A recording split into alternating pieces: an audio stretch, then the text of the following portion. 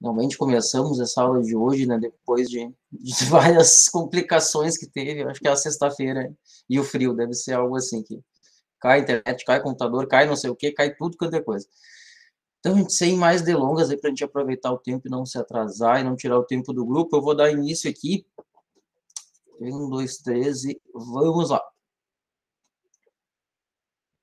A gente vai rever viticultura e depois eu falo mais algumas coisas. Pergunta de número 1. São uvas finas muito utilizadas no Brasil. Vocês têm 4 alternativas. Eu tinha aumentado o tempo dessa. Eu não, acho que eu não aumentei. É mais fácil eu não falar para não atrapalhar vocês. Uma pessoa respondeu, 2, 3, 4, 7. No finalzinho vocês responderam. Olha só. Vocês lembram dessa pergunta alguma outra vez? Sim, acho que no primeiro, né? No primeiro joguinho. Isso. Se eu fizer essa pergunta na próxima, a resposta provavelmente é a mesma, na terceira, na quarta, mesmo que vocês não lembrem do primeiro. É exatamente igual. Por isso que eu queria até ver assim, quantos entravam para a gente conseguir comparar resultados de uma a outra. Mas o que eu quero dizer? Hoje a gente não tem nenhuma novidade. A aula que vem vai ser igualzinho, tá? A gente começa com o que a gente viu na aula passada. São as mesmas coisas. É realmente assim. Para mostrar não, para a gente avaliar, tá, e aí, a gente conseguiu andar nisso aí? Tá, basicamente isso. Eu não vou fazer grandes correções hoje, até porque já tem gravada, né? Não teria sentido refazer isso aí e a gente levar um tempo da aula falando as mesmas coisas que já falou, sobretudo que estão gravando, que já está gravado, mas o que eu queria ver com vocês é 4 pessoas acertaram, deu um pouquinho mais que 50%. Tá? Tem que deem uma olhadinha nisso, gente. Deem uma olhadinha nisso. É para isso que está aqui isso aqui hoje, para a gente ter uma ideia assim do quanto que as pessoas espontaneamente, sem estar ali com um resumo ou coisa assim, conseguiram captar. Mas dê uma olhadinha, isso aqui é uma informação extremamente básica, tá? E talvez tenha sido a mais fácil das questões aqui. Só para a gente reforçar aqui o que tinha de errado em todas elas aqui, que não estavam certas. Em Ágara, né, que é aquela uva branca que a gente come, Isabel, que é aquela uva tinta que a gente come quando compra na quitanda, e acho que eram essas aí que estavam perdidas entre as outras respostas. Tá? Volto a dizer, a correção estava naquela 2 aulas atrás, 5 anos atrás, então dei uma olhadinha lá. Vou para a próxima para a gente não se alongar. A Bárbara mantendo a tradição de ser a primeira. É porque é mais jovem é mais rápido, né? Se depender de mim, demora 5 horas para conseguir apertar no botãozinho. A foto apresenta dinheiro em lira. Olhem para a imagem e me digam se é verdadeira ou falsa. Na aula que a gente falou sobre isso, inclusive, vários perguntaram algumas coisas sobre lira, inclusive a gente diferenciou uma da outra. 5 respostas, 6, 7, 8. Acho que a gente, o máximo de pessoas não, deve estar faltando um. Quando o máximo de pessoas atinge, ele corta a pergunta. 5 erraram. Vocês acertaram, gente. Eu não devia estar rindo disso, mas é um pouco crítico, tá? A gente viu isso mais de uma vez. Deem uma olhada com cuidado nisso, tá? Por que aquilo ali... Olha, se vocês voltarem na figura, que eu não consigo fazer isso agora... Consigo? Consigo. O que a gente tem ali? Pode ver que isso está de cima para baixo, né? Não, e outra mesmo, e Lira também não tem esse aspecto, né? Lira tem uma divisão lá embaixo, é um sistema vertical, é um sistema horizontal. Por máximo que essa foto esteja dobrada, vamos dizer assim, para poder conseguir focar onde eles queriam, que era uma aplicação daquele tratamento, se a gente olhar ela por cima, isso não tem como ser Lira, não tem como ser espaldeira.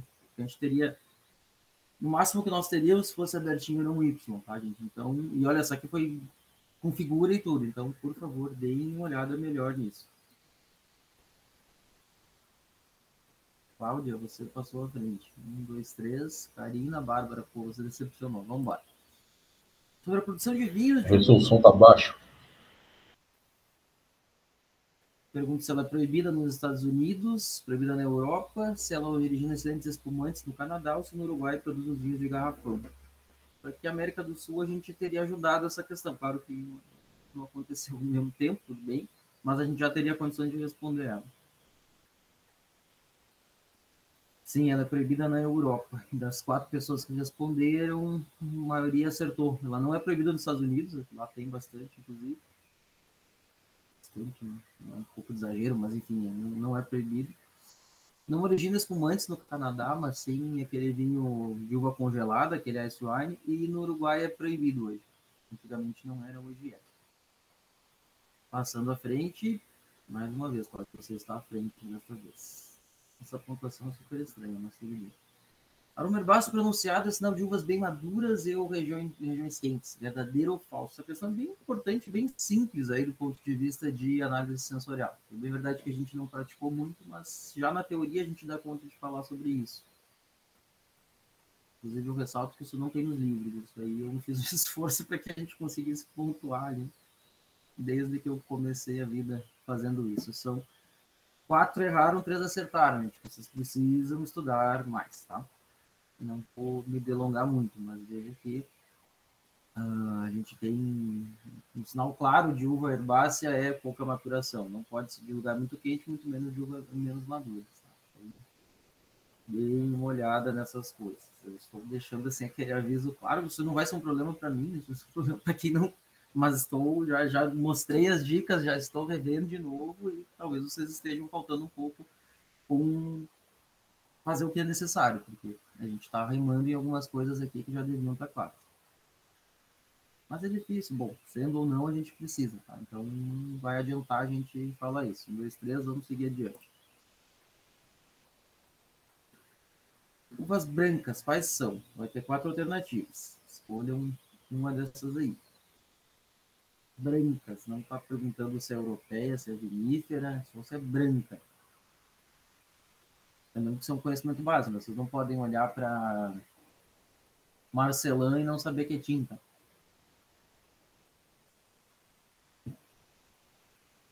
7 pessoas responderam, 4 acertaram, 3 e 3 erraram a mesma questão. Deixa eu ver o que tem nessa 3. Pinot, gente. Pinot é uma variedade de tinta. Faz vinhos brancos, é verdade. Faz base para espumante, mas Pinot é uma variedade de tinta, pelo amor de Deus. O nome já diz, né? Pinot noir, Pinot escuro. Preto, no caso, né? Pinot preto. De novo. Tem que ler, tem que estudar. Ou a gente não vai... Quando chegar lá no dia de a gente ter uma avaliação, se essas mesmas coisas acontecerem, a gente fica no caminho. E aí não vai ser por falta de aviso. Vamos adiante. Marina tomou a frente, inclusive fez match na linha no caô. 1, 2, 3, próxima. Um solo bom para a videira é... Tem uma frase clássica, horrível, né? Mas que eu não vou falar agora para não atrapalhar e não ajudar também. Ativação argila arenoso e com leve declividade, meio encosta pobre em minerais, ondulado e argiloso, rico em nitrogênio e pobre em minerais. Veja que tem 2 questões que se excluem, né? Finalmente. Uma é contrária da outra. E as outras... 7 pessoas responderam, vai fechar o tempo. 8, eu acho que 2 não responderam. Metade sim, metade não. Olha só, eu vou me preocupar não com quem acertou, mas com quem não acertou.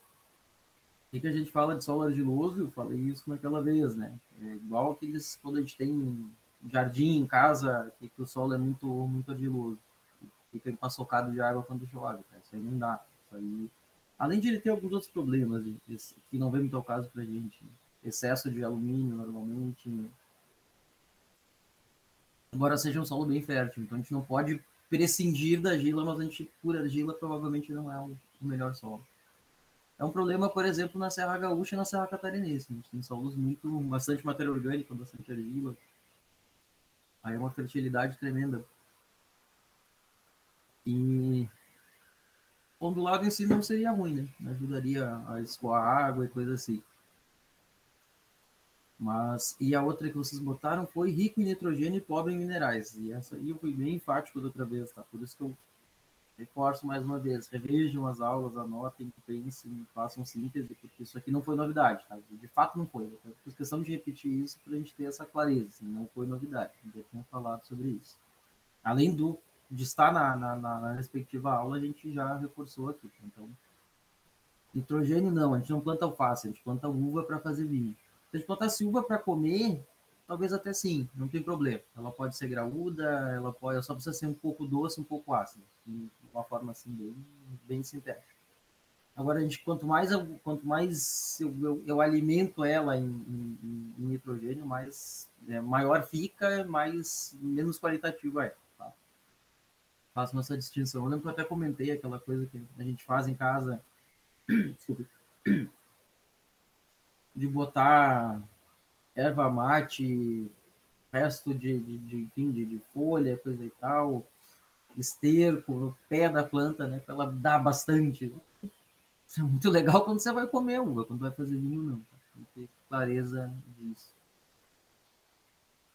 Vamos lá. Engraçado. A pessoa que acerta 4 vezes, sim, não fica em primeiro, mas acerta 4, não tinha visto isso acontecer ainda. Mas isso não faz a menor diferença na nossa vida. Vamos lá. Sistema de produção é esse, vai ter uma foto e vocês têm que dizer se é uma latada, se é uma espaldeira, se é uma líria, se é uma manjedoura. Reparem o sentido da foto, reparem, esse aqui tá até tá melhorzinho, tem um horizonte, a gente consegue perceber mais coisas. Informação bem básica, tá, gente? Vocês não têm ideia disso aqui, isso é a informação mais básica que tem gente que procura voltado a sommelier. 6 responderam, foi isso? E bem variada, tá? Sendo que só 2 acertaram, gente. O sistema é esse aqui, olha só, um sistema, vou repetir isso, não deveria, digo não porque eu não devo falar, mas hoje é um tempo econômico só para a gente revisar. Mas vamos lá. Olha, isso aqui é horizontal, isso aqui é vertical, né?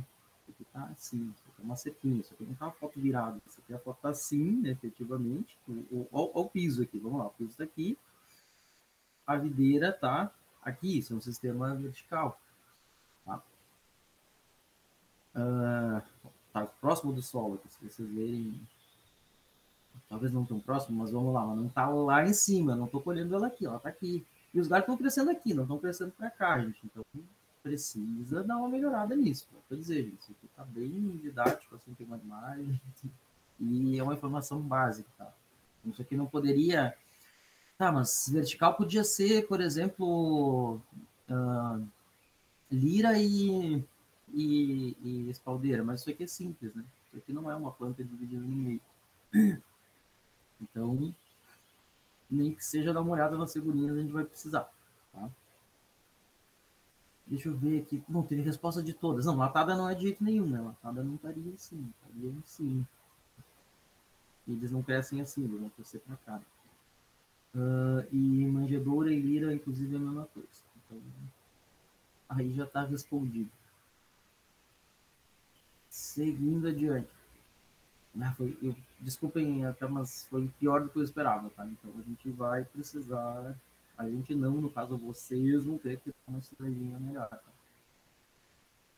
1, 2, 3, vamos lá. Sobre o clima conveniente para a videira.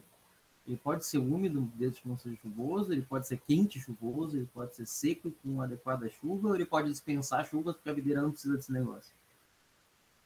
Quando a gente falou sobre isso, eu ainda falei daquela questão do pé lá, de secar o pé, coisa toda, para não dar um problema, que as mães ficam enlouquecidas.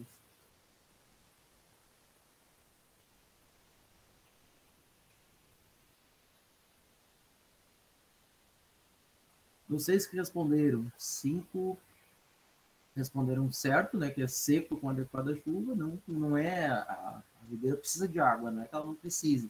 Ela precisa de de água no lugar, no momento certo, em quantidade certa. O momento certo não é com a uva ficando madura, né? É daquilo ali para antes. Porque chuva vai trazer umidade, chuva vai diluir a uva e tudo mais. Então, tá certo, teve uma resposta em úmido, mas não chuvoso. Nunca pode ser úmido, gente. Não pode ser úmido. Não pode, não deve, né? A Serra Gaúcha é bem úmida, a Serra Catarinense é bem úmida, mas isso é uma dificuldade. Então, conveniente, veja só. Se eu for lá escolher um lugar, se eu tiver ali 10 lugares e escolher, provavelmente eu vou pensar no que não tem umidade.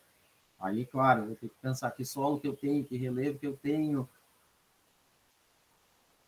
que umidade que eu tenho, que disponibilidade de água que eu tenho. Nunca vai ser uma única coisa assim que eu vou olhar, eu quero menos úmido. A gente vai ver o que tiver a melhor a melhor combinação de condições. Mas se eu falar puramente de clima, eu não quero umidade. Pelo mesmo motivo que eu não quero que o meu pé esteja úmido, eu ponho uma meia agora no inverno e ele fica esquentando e dando frieira. Embora a videira não tenha frieiras, tem aí vários fungos, mildio, oídio, e tem uma lista grande que não vem ao caso.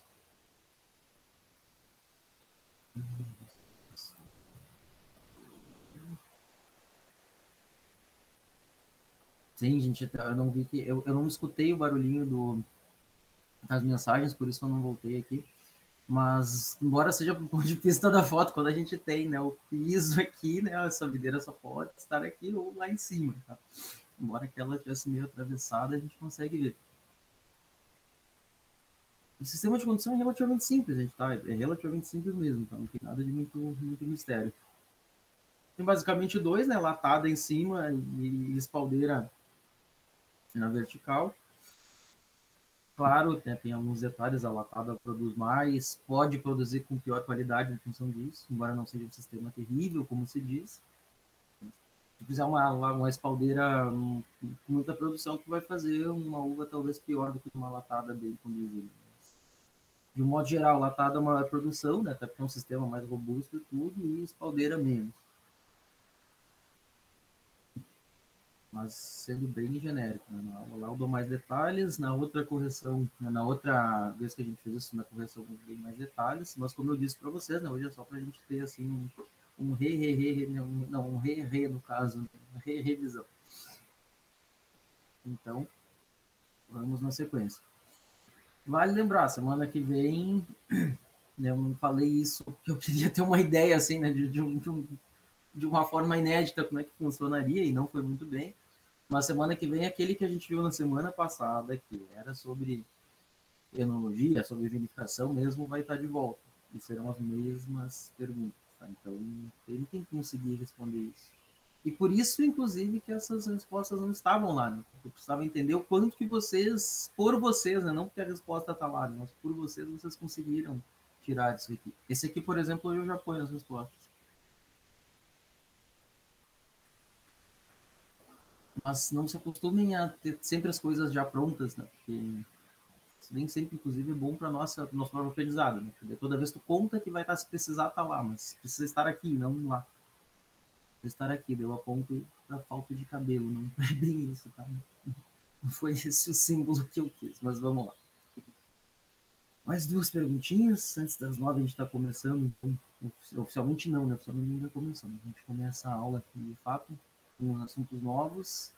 Bárbara assumiu a frente, teve 6 respostas seguidas, certas. A acidez é uma característica mais pronunciada em climas frios. Essa aí é o contrário daquela que a gente... Eu dei a resposta agora, mas essa é o contrário daquela que a gente falou. Isso é básico de viticultura e reflete lá na degustação. Né? Isso é uma coisa que a gente tem que ter muita clareza. E são perguntas que vão estar na prova. Vão, eu não estou dizendo que podem, vão. Realmente essas duas vão estar de algum outro jeito na avaliação. 13 e 3, gente. Olha só, de novo a gente escorregou uma coisa que é básica e que não é difícil. Isso que a gente tem que ter bem claro, tá? Sim, quanto mais... Isso aí tá lá em viticultura. Sim, que é o assunto que a gente está vendo hoje, né? Quanto menos maturação, mais acidez, menos açúcar. Quanto mais frio, mais eu preservo a acidez. Não necessariamente que eu não tenha tanta maturação, mas eu preservo mais a acidez. Por isso que os vinhos de clima frio costumam ter mais acidez. Hoje, já que vai ser França o assunto, não é por nada que a Alsácia tem bastante acidez. Não é por nada que a Serra Catarinense costuma ter bastante acidez, já que tem um clima mais frio. Tá? Então, a acidez é de clima frio. Nova Zelândia tem bastante acidez. O que mais? Nova Zelândia precisa exatamente gelada, porque lá tem algumas questões de brisa e tudo mais. No norte da França. Norte da França é extremamente frio. É extremamente frio. Não é por nada que Champagne, que é o lugar mais impossível de... Eu estou antecipando o trabalho deles, não que maravilha, estragar o trabalho deles, mas tudo bem. E vale a dica de observação. Não é por nada que Champagne está lá no último lugar possível de produzir na França. Quase que impossível. Por isso que eles não conseguem fazer um vinho lá. E basicamente foi aí que surgiu o espumante. Então, realmente, é essa a lógica, tá?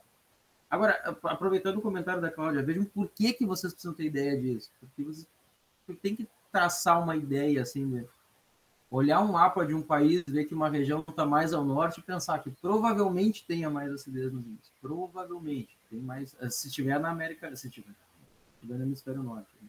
A gente é o contrário. Por isso que eu tô com menos temperatura de quem está em Floripa, que está com menos temperatura de quem está no Acre.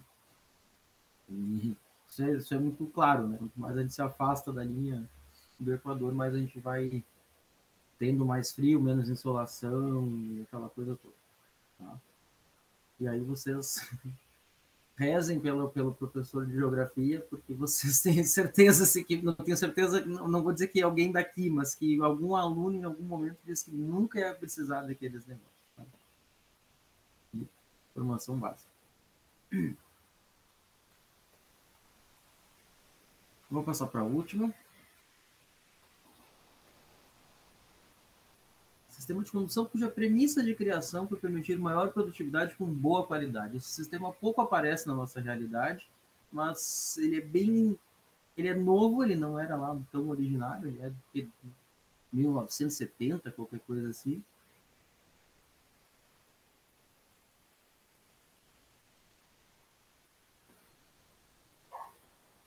Ele pode se confundir com um que eu falei agora há pouco que produz, que apenas uma pessoa botou, que é espalda, que é latada. Mas a latada não tinha exatamente essa premissa quando foi criada. Ali era uma coisa bem nova, tá? A gente está falando aqui de 50 anos, talvez, que tem. O criador da Lira está vivo. Encontrei há 10 anos atrás num congresso.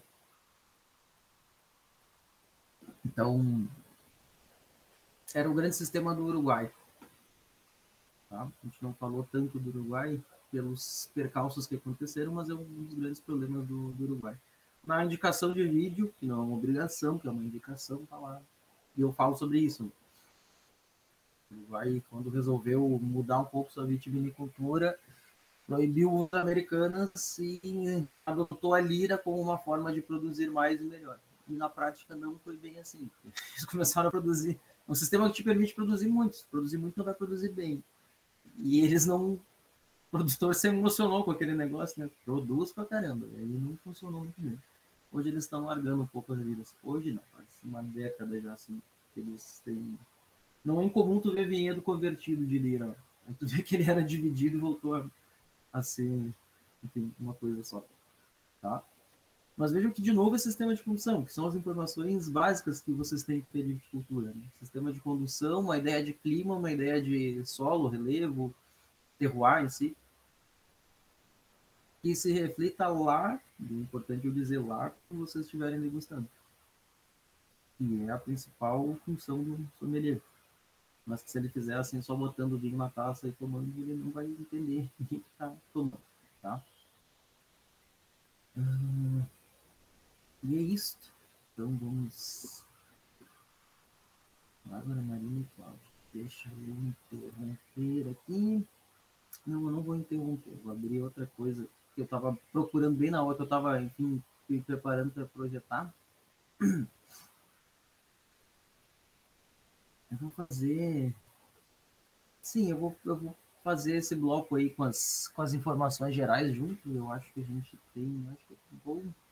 Acho que podia ser. Aí uma outra pergunta que eu queria fazer para vocês, né? Eu vou abrir errado aqui o negócio, mas eu acho que vocês devem ter visto isso aqui, cara. De ontem para hoje foi, não, de anteontem para ontem isso aqui surgiu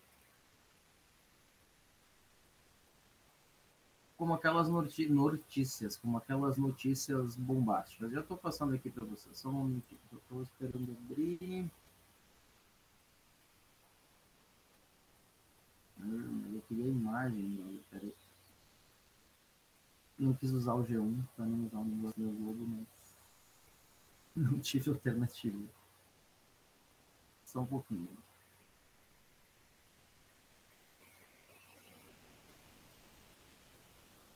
Aqui, eu só diminuir um pouquinho para vocês enxergarem a imagem inteira. E se vocês viram,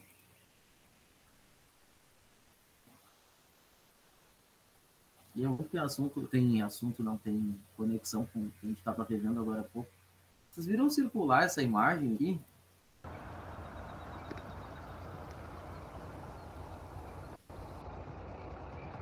Sim.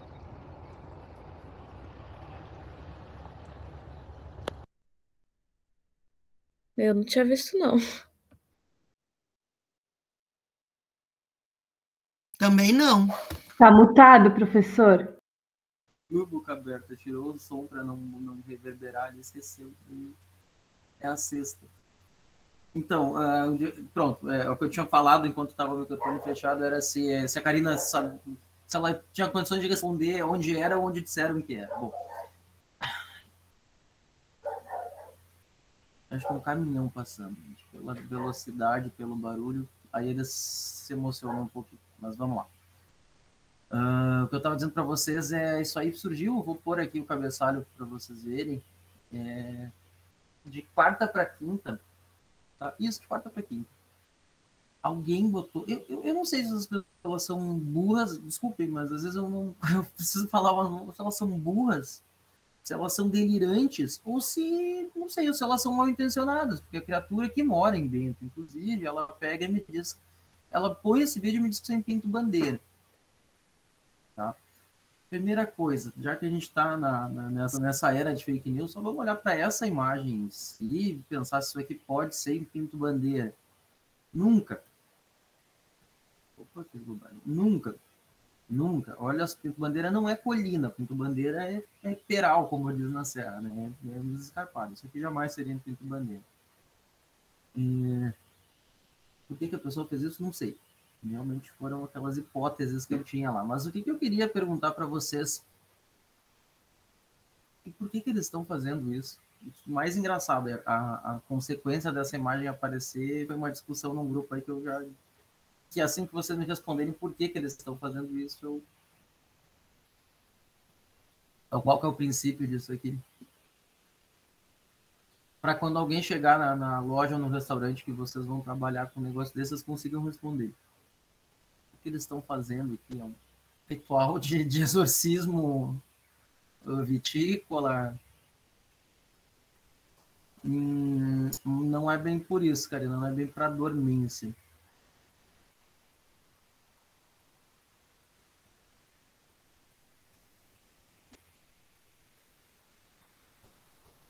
A Cristiane disse que era para afastar o frio. Com algum motivo específico? As videiras ficam meio chateadas de ficar no frio. Também não é para interromper o ciclo, tá? Aí, esses pontos são importantes porque aí eu respondo, né, o que aconteceu, né? Surgiu essa imagem, as pessoas perceberam que não era, e daí as hipóteses que surgiram num grupo de pessoas que, em tese, se acham, não acho que o termo é bom, se acham conhecedoras de vinho. Não, mas isso não deve ser na Serra Gaúcha, porque no inverno a gente quer que elas fiquem em dormência, quanto menos temperatura, melhor. Gente, mas a gente conseguisse botando fogo nas coisas, mudar a temperatura no ambiente, a vida estaria muito resolvida, né? Isso não muda, na verdade não tem nada a ver, não tem relação com a dormência. Até porque assim, e aí eu respondo para que é isso, é simplesmente para evitar geada. Para conseguir baixar, e a diferença é pouca, tá? Fazendo esse fogaréu todo, na verdade faz mais fumaça do que fogo. Fazendo esse fogaréu todo, eles conseguem mudar os dois. Ai, gente, hoje tá difícil. Enfim, hoje realmente tá difícil, né? A internet tá assim ajudando, o computador tá ajudando. Mas vocês estão conseguindo me escutar, assim, mais ou menos. Eu vou parar de compartilhar isso aqui, que aí talvez libere um pouco de.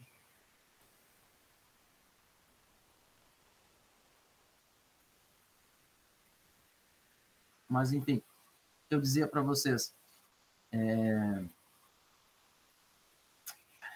Porque tá na rede certa e tudo, eu não sei, gente. Hoje realmente tá ruim. E pelo visto é a minha, porque se mais de uma pessoa tá percebendo, deve ser. Mas vamos lá, vamos tentar. Por que eles fazem isso? Afastar a geada. E como eu dizia, assim, por máximo que bote o fogo até dizer chega ali, que não é bem fogo que quer fumaça, porque tu não quer esquentar o mundo, tu quer esquentar um bolsão de ar que tem ali. Se tu fosse esquentar o mundo, tu trocaria calor com a atmosfera. Isso não faz o menor sentido, né? Teria que ter um...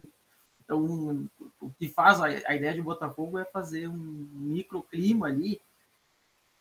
Aí tem a ver, eu não quero entrar em grandes coisas, mas com dinâmica de fluidos lá, você lembra que... Igual quando a gente esquenta a água, que a gente vê que ela vai meio que mexendo de baixo ali do recipiente de vidro, por exemplo, quando a gente enxerga e vai tendo convecção, se misturando. Que se misture, quer que o ar aqueça numa determinada região, ou tu teria que esquentar o mundo, e isso é impossível. E com isso tu consegue mudar alguns poucos graus ali. Tu sai, por exemplo, de menos alguma coisa, vamos supor ali que de -2 para 2, 3 positivo. Tu não muda a temperatura do mundo. E momentaneamente. É só para quê? Para não congelar quando tem brotação. Tu congelou, né? Geada nada mais é que isso, né? Congelamento, né? Das partes assim, vegetativas da planta. Congelou, morreu. Congelou, morreu. Esquece. Então, por isso que geada é um problema em regiões vitivinícolas. Que é mais uma coisa que a gente tem que pensar, né? Porque põe lá, ó, não pode ser úmido, não pode chover demais, não pode ser muito fértil, não pode não sei o quê, não pode ser isso, não pode ser aquilo e, preferencialmente, não pode ter geada, porque, ou ao menos em períodos críticos. Ali. Botou geada em broto novo, acabou. Dizimou a tua produção ali. Isso é muito comum em São Joaquim. Muito comum. E é um dos motivos do porquê que eles fazem bastante essa técnica lá em São Joaquim. A pergunta que eu queria fazer, relacionando com o dia de hoje, quando que a gente tem as menores temperaturas no dia?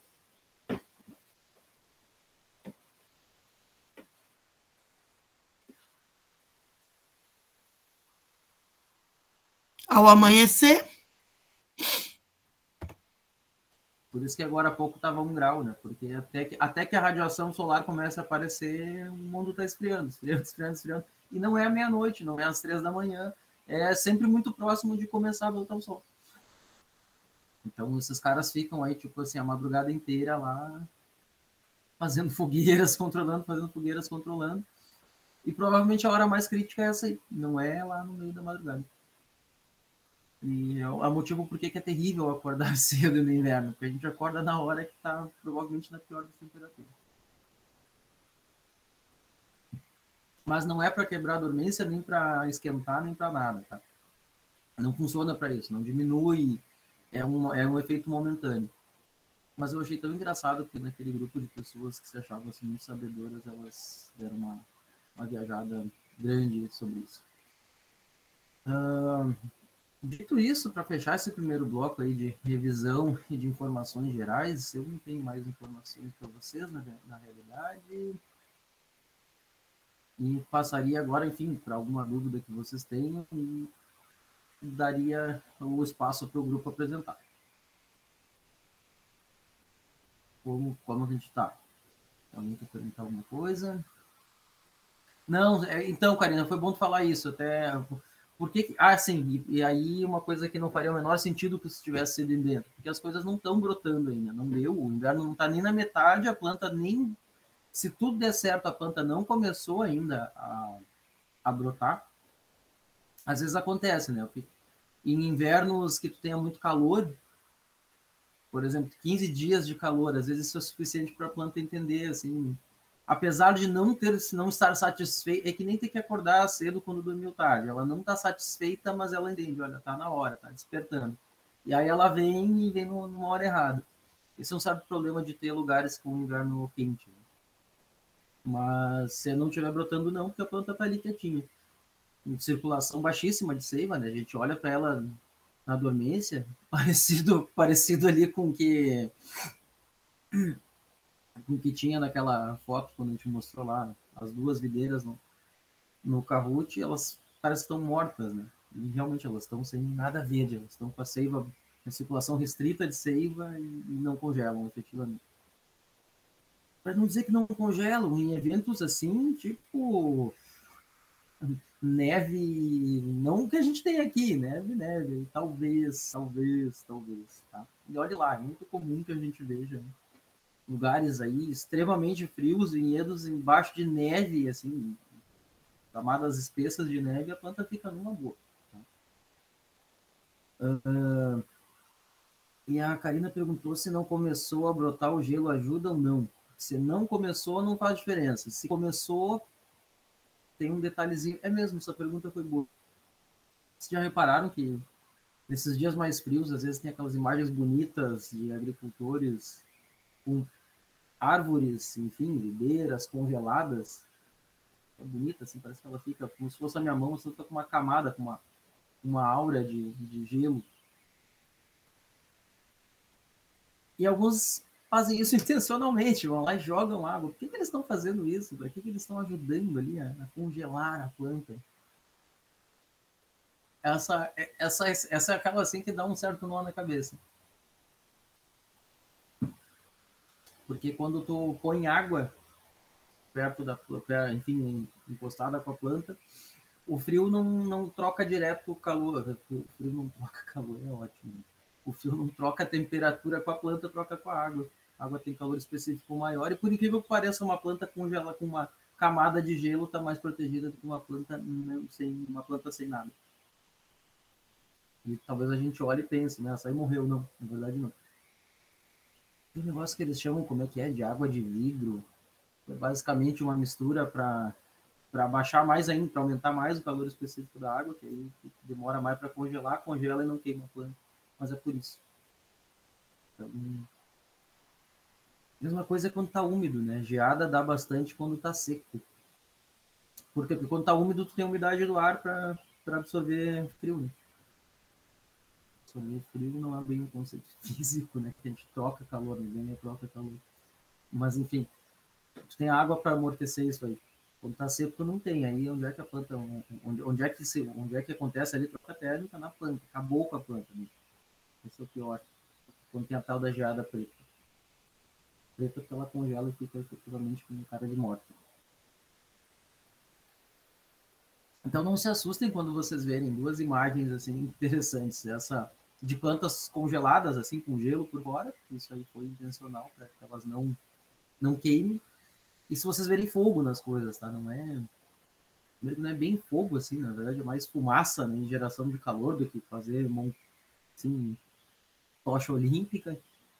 Mas é para evitar, que é um problema bem grave aí em lugares mais frios. Aí eu volto a relacionar aqui aquela foto na Borgonha. Borgonha não está lá em Champagne, mas já está mais para o norte da França. Por que esse problema acontece lá? Porque a temperatura é muito mais baixa. Tá? Então percebam que essas coisas todas elas se juntam para que a gente consiga olhar para uma notícia estúpida e dizer isso aí não faz sentido. Mas muito bem. Alguma outra pergunta que vocês queiram fazer, gente? Para a gente passar para o grupo?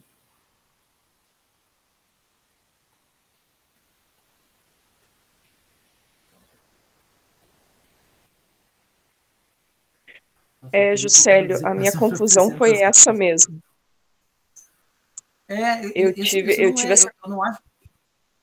Eu não acho que isso não seja confuso, não, tá? Isso pode ser extremamente confuso. Você vai olhar uma planta ali, dura de gelo, sabe? Isso aí morreu já. Não, na verdade, não. Isso é intencional. É bem comum que ali em Pinto Bandeira eles façam isso, com pêssego, quando se tiver brotado e tiver frio. Exatamente para não queimar a brotação. Por mais estranho e paradoxal que isso pareça, mas tem um motivo físico, né? Calor específico da água.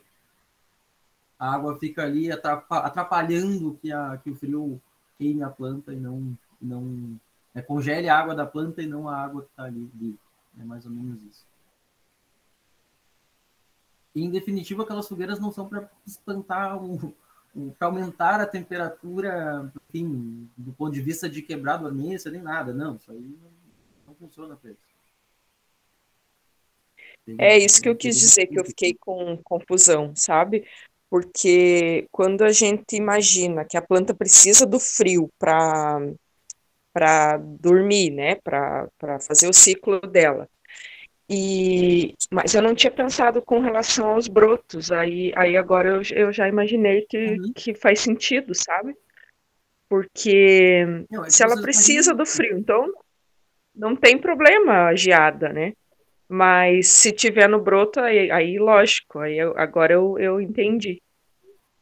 Uma planta que precisa de 200, 300, 400, 600 horas de frio, imagina para eu encurtar isso aí, teria que pôr fogo assim todos os dias. Não tem, né? Claro que não tem, não é por isso. Tá? Não é por isso. Mas é isso aí, por enquanto. Passamos para o grupo, então, gente. Eu vou só, então, interromper aqui para a gente ter 2 blocos.